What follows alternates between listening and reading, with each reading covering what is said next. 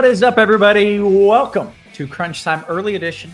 You know the drill. Two of the sharpest minds in the biz hanging out with us. We got Derek Carty, the creator, inventor, and CEO of the Bat and the Bat X Enterprises. What up, Carty? How are you? Doing pretty well. Got a nice slate of day baseball going on. Starting to settle into the season, so things are good. Very good. I saw somebody in the chat said, day baseball, nothing better except Daytona and Talladega. And I was like, oh, Stevie, you would like that person. And then I read the name of that person. And I think that was you. I'm pretty sure Morning Grind. I think that was you that said that, Stevie. What's up, man? Yeah, that was me. We do have Talladega this weekend, which I'm very excited about in the NASCAR world. I'm excited about day baseball. Roth has been working out. Did you see when he raised his arm to I flexed. CEO of the I know he's I flexed. He's been working out. He's like, I have to do the X so everybody can see my hard work paying off. You need to get the reward, no point in doing it if you can't show off the guns. Hey, you know the song Talladega, Stevie? I do. Yeah. Eric Church. Yeah, Eric Church. Yeah, it's a good one. I may have to blast that here as we get prepped. You excited for a little NASCAR action, Stevie? I am. Yeah, it's been a great season. I qualified for the Racing World Championship last weekend. So, yeah, I mean, it's just been a good year so far. Had Easter last weekend and ready to get back in the swing of things this weekend. Very good. Well, we, of course, Mr. Greg says, what's Talladega? What's Daytona? They play baseball there? No, well, of course. Well, they play baseball at Bristol. I'm so excited for that. That's going to be awesome. Yeah, that's going to be fun. They're doing coming in a Hawena? It's the Reds and the Braves are playing a game inside Bristol Motor Speedway. So they did a Tennessee Vols football game there a couple years ago, but they're doing a baseball game there. I think it's in May. I think it's August. August, yeah. So it should be really interesting. I've been to Bristol many, many times, and I think it's going to be a show. It'd be really interesting to see what they do with the fences and stuff, but it'd be a show. It'd be fun. Yeah, and I imagine there's not much wind block either. So if it's windy... Oh, it's a giant stadium. I don't think wind is gonna. Yeah. Okay, interesting. It's high altitude though. It's higher than everywhere except Coors, so that's going to be fun, I think. Nice. Oh, yeah. I think there's going to be a lot of runs scored that game. Well, when you walk into the stands, you walk into the middle of the stands. The baseball field and the racetrack is straight down. Go down. Yeah. Interesting. Okay. One last thought. Are they still doing the cornfield game? Is that the Field of Dreams thing, or is that just a one-off? I wish. There's talk of there was some renovations going on, and there's talk of bringing it back next year. I really hope they do. That should just be a yearly game, but we haven't had it in a couple of years. Yeah. We need to get back on that train. I enjoyed it very much. Okay, guys, let's talk about this baseball slate specifically. That is what we're here to do. No weather concerns, and because FanDuel already started, we're really just focusing on DraftKings. If you have FanDuel questions, by all means, put them in the chat. We'll answer those. But really, we're locked in on DK. 2 pitchers. Got to play a catcher. You know the drill. We're going to go around the horn. We're going to answer your questions. We'll talk stacks. We'll talk pitchers. As far as weather goes, kind of a nothing burger here. Low chance of a shower in Detroit. Play whoever, hitters, pitchers, whatever. The delay chances are 5%. So do whatever you were planning on doing. And let's talk about this slate. Who wants to lead us off? Who's excited to talk pitchers? Kind of am. Okay, Carty. All right, there you go. Carty, you get to lead us off, man. What do you got for us? I don't know.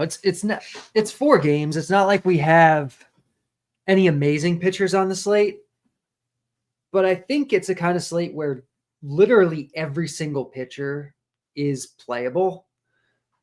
Wheeler's the top option, but against the Mets and at his price, I don't love him. I would rather save a little bit of money, at least from a optimal cash sense.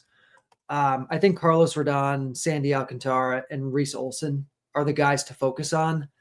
And the latter 2 project for pretty low ownership. And honestly, they'd probably be my preferred combo. So in tournaments, I like them a lot.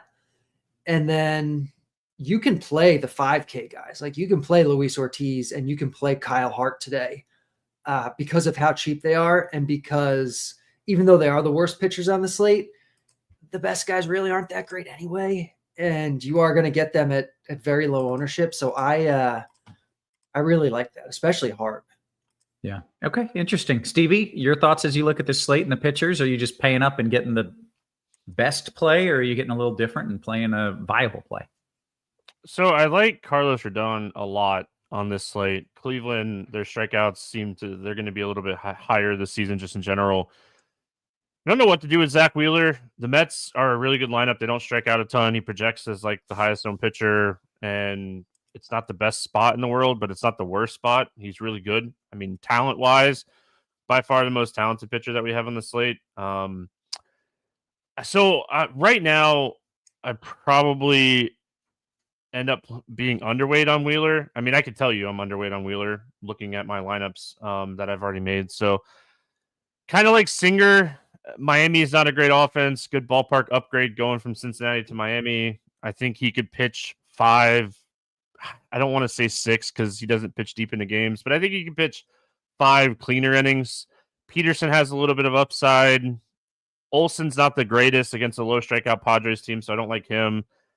Alcantara, his command has just been atrocious to start the season. He's coming back from injury, and he just can't throw strikes right now, so that's a huge concern. Kyle Hart, it's so early to kind of tell, but it looks like he's going to be a below average strikeout pitcher. He's really cheap if you just want to punt. I prefer punting with Ortiz, even though I like stacking against Ortiz as well. I do not believe Luis Ortiz is going to be a 30% K rate guy. His stats definitely don't back that up. So I like the stacking against both these cheap guys. In my like single entry build right now, I'm leading Rodon and Singer as my combo, just because we don't really need the 5K guys on DraftKings. There's a lot of cheap bats. So I prefer stacking against those two guys instead of playing them. But I mean, if it all depends on how many teams you're building. If you're playing like 20, 150, I would leave every pitcher in my pool on the slate if I was playing 150, because there's not like a huge difference between 11K and 5K outside of like Zach Wheeler is just by far the most talented pitcher on the slate. Mm-hmm. Okay. Good notes. Let's flip it. Let's talk about the bats and the stacks. Stevie, you get to lead us off there. You already said you're stacking against the cheaper pitchers. So those are some of your favorite stacks, at least. Yeah, Detroit's my favorite stack. It's weird to say that out loud. I was shocked to hear that. Yeah. Yeah. I mean, we have a very small sample size on Kyle Hart. He's only thrown against 71 batters to start the season, but he is really bad against righties so far. I hate small sample sizes with pitchers, especially like 4 or 5 starts, because they're going to develop. He's going to get better. He might get worse, but they have a very right-handed heavy top half of the lineup. Torkelson has a lot of power. Torres throughout his career has been good against lefties. So I'll play the platoon advantage here. It's not like San Diego has this like amazing bullpen. So I like Detroit. And then, yeah, I mean, the Yankees just every day, right? I don't believe Luis Ortiz is going to continue to be a 25 to, he has like a 34% K rate against lefties this year. That's not sustainable for him. This lineup is a lineup that can break any slate. So my 2 main stacks on this early slate are Detroit, Barf, and then the Yankees. Okay. Mr. Richard in the YouTube chat says, I have Detroit and New York at the top. So you guys are in agreement there. Cardi, what are you doing? You're already getting a little bit different at pitcher. Are you getting different stack wise as well? Not really. Kind of same as pitcher. Like most anyone on this slate is stackable. I think I have the least interest in the Padres. I think the Yankees and the Reds stick out as the clear top 2 to me. Even though I kind of like Sandy, I think the Reds here are definitely in a good spot. Like the Yankees and the Reds kind of project the highest, and then everyone else kind of projects the same. I don't mind a Met stack against Wheeler if you want to get weird. I think that's just as viable as Phillies or Marlins or Tigers or Guardians. So that might be kind of my next favorite. Yeah. Okay. Good stuff. We're going to go around the horn, talk position by position. First, though, I did get a couple comments and notes. Jay says, Stevie, the max hitters you would play versus your pitcher on this slate. I mean, one, I guess. I personally prefer 0, but I don't play 150. Yeah. So I think it depends on how many lineups you play. I don't love playing my hitters against my pitchers, and it works out every once in a while, like as a one-off. But yeah, not more than one if you're asking me what I would do. Yeah, that's fine. And then Cardi, this was actually a comment from last night, but I think the show was over. Luke said, "Thanks, guys. Hey, Cardi, I'm loving the Bat X." And then he did like the $ smiley, like, that one emoji. So Happy to hear it. yeah, there you go. I think that means he's making a lot of money. Okay, let's go around the horn, talk position by position. We start at catcher. Stevie, you can lead us off.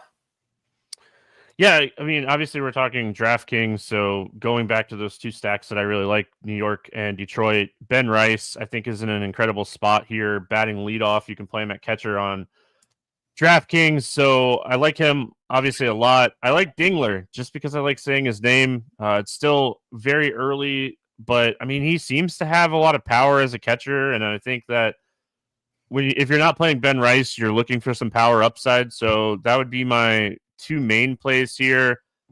If you want to get a little crazy, maybe Hedges against Rodon, but I mean, again, I'm playing one lineup and I prefer Rice and Dingler, the Dinger. Yeah, we get a NASCAR driver, AJ Allmendinger, and now we got a baseball Dylan Ding. Like, I get two dingers. Great. Is the Dingler going to hit a dongler, Cardi? What do you got? I mean, he might. I think Ben Rice, though, is clearly the top guy here. Like, you want him for sure in your cash. The Yankees are the best team on the slate. So Ben Rice and Austin Wells are the best. And after that, everyone else is kind of just like there. Like, Dingler's fine. Real Muto's fine. Liam Hicks is fine. The Yankees are where you want to focus at catcher if you can. Yeah. Quick note to make sure you're hitting the thumbs up for this content. It is free because we want eyeballs, and your like gets us more eyeballs. And if we don't get the likes, well, then the show won't be free forever. So make sure you're hitting that thumbs up for us, like and subscribe. To be clear, Ben Rice, isn't Uncle Ben a type of rice? Is that right? I'm not making that up. Yes. You are correct. And his parents intentionally named him Ben? Like, did they not know that this was a thing? It's a good question. I don't know. We need to find out if they He's were probably aware. young enough where like that rice was definitely made before he was named. Oh, right. 100%. Yeah. And I'm sure we're all on the same page. We're just going to call him Uncle Ben from now Uncle on. Ben. That's it. Oh my gosh. I like him even more on this slate now. I think we have to call him Uncle Ben from now on. Yeah. All right. It's odd. Okay, let's go to first base, Cardi. What are we doing there? Even though Uncle Ben is the top option at catcher, he is also the top option at first base. He projects above Harper, above Alonso, above everybody. So if you're not playing him at catcher, you can play him at first. You can play Wells at catcher and Rice at first if you want. After that, I think like the high-end guys you can definitely think about, like Harper and Alonso, like especially if you're doing the Mets stack. I do like Alonso. On his own, his ownership's a little higher than I kind of want to see. So if you're getting different, I think you probably look to the cheaper options like a Matt Mervis or Eric Wagaman or Candelario or Spencer Steer or something like that. But yeah, Rice is the top guy again, Uncle Ben.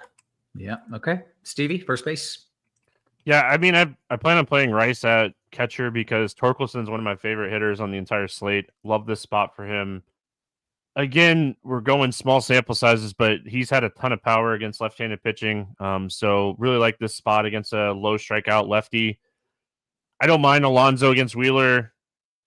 But if I'm going down, I mean, Gavin Sheets, I definitely prefer the lefties against Olsen than the righties. Gavin Sheets is cheap. He's batting second for San Diego. He has a good lineup spot, good protection around him with Machado and Tatis. So I don't mind this spot for Gavin Sheets, but I'm a sucker. I play him way too much. But my main play here at first base is Torkelson. Okay. How about second base, Stevie? I mean, Jazz if you have the money.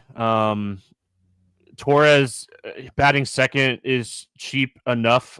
He projects as the highest owned second baseman. I definitely see why. The other two that I want to mention, the Reds, Cardi was talking about the Reds. The Reds are my third favorite stack on the slate too. Alcantara's command is a huge issue right now. And when you're having command issues, you try to force the ball down the plate sometimes. And I mean, Lux and McLean, especially Matt McLean. I think Matt McLean is one of the best tournament plays today. He's a fly ball hitter. Alcantara is a ground ball pitcher. This is what we talk about all the time. We want those splits where you're going to generate more line drives in that type of scenario. So I think McLean is an excellent like tournament target and a home run target on this slate. So I like him a lot. Torres, like I said, probably like the main piece here. Andy Albanez, he's really cheap. He'd be my like punt outside of Gavin Lux. Yeah. Okay. Cardi, your thoughts there. Second. Jazz is definitely the top guy. He's your cash guy. Love the McLean call. He's my favorite for tournaments. He's going to come in considerably lower owned, I think, than Jazz and Glaber are, in part because he's more expensive. But I love the Reds today. I think McLean's awesome. I don't like Glaber as much as Stevie does. I think he's probably going to be a little over-owned. So I would prefer to play Jazz or McLean, or you can outright punt this spot because it's second base with like Ronnie Simon or Brett Beatty for a couple $100 above the minimum. And that's definitely an option today. Yeah. Okay. Let's go to third, Cardi. Jose Ramirez, far and away, is the top option here, mostly just because third base isn't great this year in general, but especially on this slate, there's really like no elite guys here besides Ramirez. And if he gets on against Rodon, it's a really good stolen base spot. So there's multiple paths here for him to be scoring points. I like him a lot. He's expensive, but I think he's somewhat of a priority. We also do have this Cincinnati team, though, that we've been mentioning. Noelvi Marte is hitting fifth tonight or this afternoon. He's 3.1K. Candelario's 300 more than that. They're the guys I think I like the most if you're not spending up on Jose Ramirez. Stevie, third. Yep. Ugly position, just ugly. Machado and Ramirez, if you have the salary, sure. Both of those guys are great. I like the Marte call a lot. Again, already talked a lot about like struggling with command, but Marte's just been hitting everything recently. And I mean, he might actually be a really, really strong hitter. We don't know. He's very early. Prospect wise, he's solid. So, I mean, Marte, I think, is cheap enough. Candelario in that same game, same spot. Don't mind him. But yeah, I mean, third base is ugly. I'm going to save money where I can, and that's definitely a spot that I'm going to save money today. All right, take me to short, Stevie. I'm going to prioritize De La Cruz as much as possible on this slate. You get a pitcher that struggles with command. You get a guy that will run anytime he gets on base. The RBI potential, the stolen base potential, everything. So as much as I want to pay down at like potentially second and third, I want to pay up here at shortstop. We talk about it, I feel like, every time I do a show, but love this spot for De La Cruz. Outside of him, I don't mind Trey Turner. He gets the platoon. He bats leadoff. They're on the road.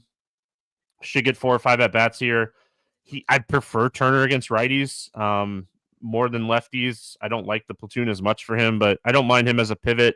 If you're playing Mets, I don't mind Lindor. But overall, I think this is a position you're going to spend up on this slate. You know, we talked a lot about the Yankees. Volpe's not going to be a guy that's going to get any ownership at his price. Don't mind playing him, but overall, De La Cruz as much as possible for me today. Cardi, your thoughts at short? Ellie's easily the top guy. He's a priority. He might be the most popular position player on the slate, but in lineups where he makes sense, you definitely want to play him.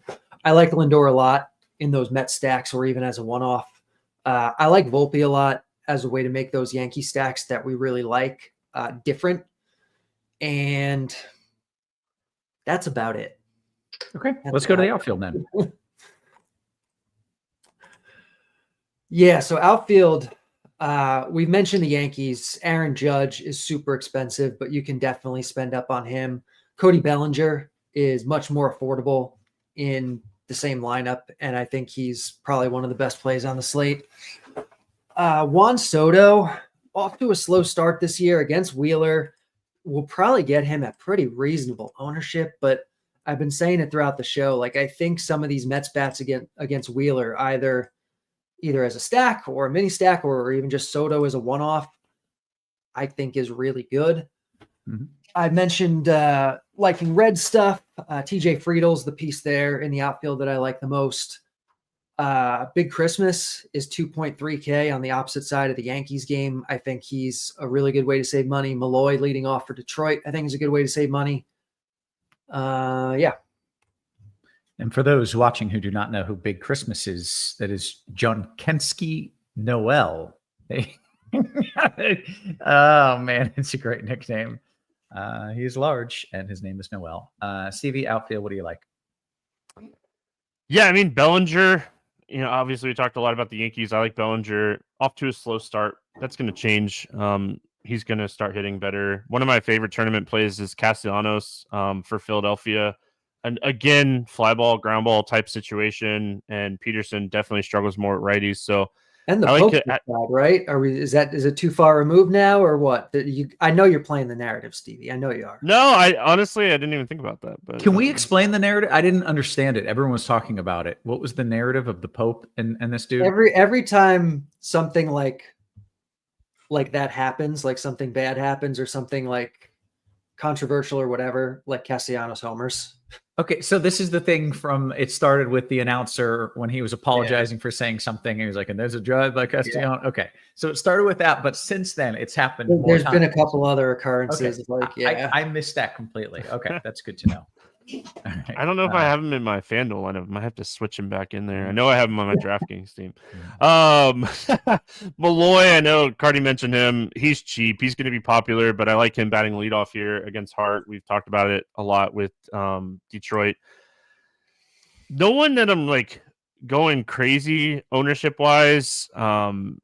As far as like just the field, I mean, Juan Soto is going to be low owned because he's facing Zach Wheeler, and Juan Soto is one of the best hitters in baseball against any pitcher. So don't be afraid to play some Juan Soto and if you're MMEing on this slate. So I like the Judge call. Obviously, the Yankees, it's really hard to get Judge and De La Cruz in there together. So I think that you'll see a lot of people probably go to Ellie. I prefer Ellie, but Judge is going to be lower owned in that scenario. So it's a really interesting slate when it comes to outfielders. It's basically like it is every day. You're going to play a lot of your stack hitters, but I just wanted to highlight like Bellinger. I really like Bellinger today.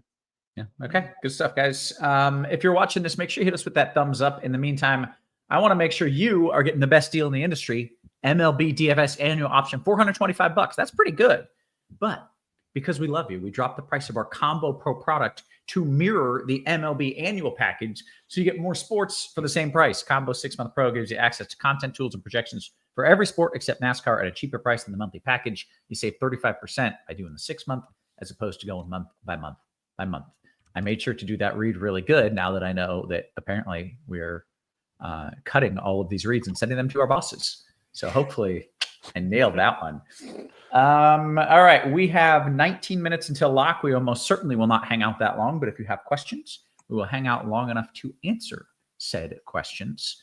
Right now, the Discord is nice and quiet. If you've got a question in the YouTube, bring it on in. If not, we will say goodbye. I believe we have a show later today. Steve, is that correct? Producer Steve, not Stevie. Yep, we have one tonight.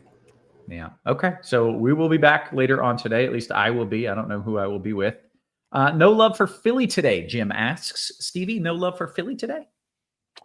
I mean, I feel like we talked about some of the Philly hitters. I don't mind them. Obviously, I talked about Castellanos. I like him a lot.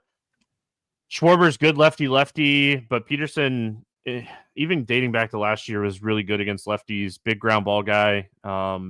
Doesn't really give up a lot of fly balls, higher strikeout rate against lefties. And it makes sense. We talk about it all the time. Lefty is really tough for any hitter. Even Schwarber, with being good against lefties, he still strikes out a lot too. So I don't love Schwarber, but if I was going to stack Philly, I would definitely include Schwarber, hoping that Peterson goes closer to what we saw last year, around 80, 85 pitches, than what we're seeing this year, around 90 to 95.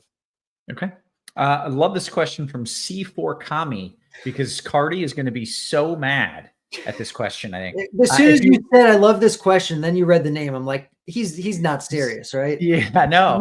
He's not going to give this to us, but he is. Yeah. All right. Look, if you were going with a DraftKings non-starting relief pitcher at 4K, who would you put in? Carter, you're going to say there's actual starting pitchers for like 5.5. Why on earth would you play a guy who's only going to get 2 or 3 innings for 4K? But I think I just think that's what you're I don't need to say it. You just did. Yeah. But if you had to pick one or no, just like no, just straight up no. I really don't think you have to on this slate. It's not like the starting pitching is that bad. On a 2-game slate, maybe. On a 4-game slate with okay pitching, no. I mean, you don't even know if your reliever is going to play. Yeah. Okay. That's fair. Outside of Ellie, how low owned are the Reds? That's a good question. Cardi, I know we all love Ellie. Outside of Ellie? I don't think they'll be low owned. I think they'll be one of the more popular teams on the slate. I think it'll be like Yankees, Tigers, Reds. Okay. Jason B says top 3 pitchers. Stevie, your favorite 3 pitchers, Wheeler. Yeah, I mean, Rodon would be my favorite, and then Wheeler, and then Singer. I like the idea of playing Singer over Wheeler in single entries to make my lineup different. Okay. Last question, unless something else comes in. Dan says, how about some home run calls? I forgot to do home run calls. What a dummy. But you nailed the ad read. Yeah, I did. Crush that's that. the most important part. Yeah, bosses are going to see that and be like, yeah, that guy deserves a raise. They're not. Spoiler alert, they're not. Home run calls. Stevie, you get to lead us off. Give me something up top, something sneaky. All right. I'll go McLean up top. Talked about that home run, fly ball, ground ball type situation like him. Torkelson. And let's go Malloy on the cheap end. I like it. Cardi, home run calls, please. We'll go Judge on the top. Sneaky, give me really any of the Mets, but I guess give me Soto. Lesser stuff, give me I'm blanking. What is his name? Jesus Sanchez. Okay. JB Yankee says Belly for 2. There may be some homerism there based on his name and his call. But he says Belly 2 bomb, right? Bellinger's for the Yankees, right? Did I make that up? Yeah. Okay, good. Last question of the day here. Is $800 too much to leave on the table in a large field DK entry? No. Probably not. I mean, if you want a unique team, no. Like, leaving salary on a slate like this is fine. Yeah. Okay. Very good. Hey, guess what? We answered the questions. We gave you the pitchers. We gave you the hitters. We gave you the stacks. We gave you the home runs. We did all the things that we came here to do. So we are going to clear on out. Again, we will be back a little bit later today. But for Stevie, for Cardi, for our wonderful production crew, always working extra hard behind the scenes. We appreciate you. We love you. And we will catch you later on today. You have been crunched.